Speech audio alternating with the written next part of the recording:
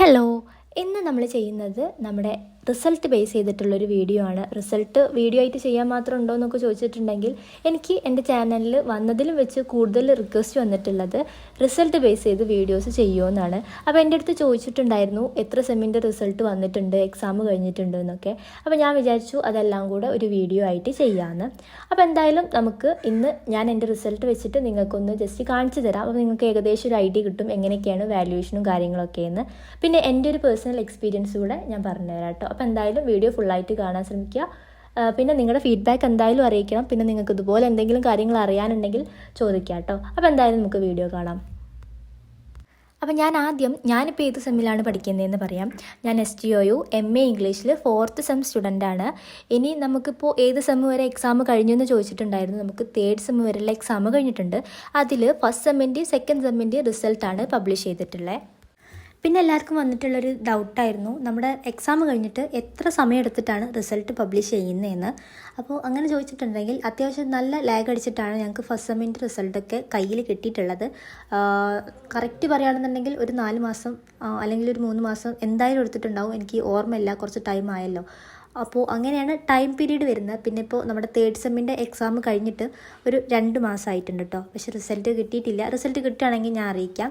അപ്പോൾ എനിക്ക് തോന്നുന്നു പുതിയതായിട്ട് വന്നൊരു യൂണിവേഴ്സിറ്റി അല്ല, അപ്പോൾ അതിൻ്റെ ഒരു സ്റ്റാർട്ടിങ് ട്രബിളോ എന്തോ ആണ് കാര്യം. നമുക്ക് റിസൾട്ടും കാര്യങ്ങളൊക്കെ കുറച്ച് ലാഗ് അടിക്കുന്നുണ്ട്.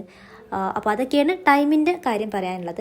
ഇനി ഞാൻ എൻ്റെ റിസൾട്ട് നിങ്ങൾക്ക് കാണിച്ചു തരാം. ഫസ്റ്റ് തന്നെ ഞാൻ പറയാം, ഞാൻ വലിയ ബുദ്ധിയൊന്നുമല്ല. അപ്പോൾ അത്യാവശ്യം നോർമലായിട്ടുള്ളൊരു മാർക്കേ ഉണ്ടാവുള്ളൂ. പിന്നെ ഫസ്റ്റ് സെമ്മിൽ എനിക്ക് എല്ലാ പ്രാവശ്യവും പൊതുവേ മാർക്ക് കുറയാറുണ്ട്. ഇപ്പോൾ ഡിഗ്രിക്കാണെങ്കിലും PGക്ക് ആണെങ്കിലും ഞാൻ എക്സ്പെക്റ്റ് ചെയ്തിരുന്ന ഒരു സംഭവമാണത്. അപ്പോൾ ആ ഒരു ലെവലിൽ തന്നെയാണ് എൻ്റെ മാർക്കും പോകുന്നത്. പിന്നെ എനിക്ക് തോന്നിയിട്ടുള്ളൊരു കാര്യം ഞാൻ പറയാം. നമ്മൾ ഈ എക്സാം എഴുതുന്ന സമയത്ത് നമ്മൾ ഈ തിയറി അല്ലാത്ത പേപ്പേഴ്സ് ഉണ്ടാവുമല്ലോ, നമ്മൾ പഠിച്ച് നമ്മുടെ കയ്യിൽ നിന്ന് എടുത്തിട്ട് എഴുതുന്ന നമ്മുടെ സ്റ്റോറീൻ്റെ കാര്യമാണെങ്കിലും അങ്ങനത്തെ പേപ്പേഴ്സിനൊക്കെ മാർക്ക് കുറയുന്ന പോലെ എനിക്ക് തോന്നി.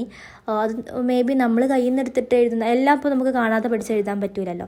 കുറേയൊക്കെ നമ്മുടെ ഓൺ വേർഡ്സിൽ എഴുതൂലേ, അങ്ങനത്തെ സബ്ജക്റ്റിന് അങ്ങനത്തെ പേപ്പേഴ്സിന് കുറച്ച് മാർക്ക് കുറഞ്ഞ പോലെ എനിക്ക് തോന്നി.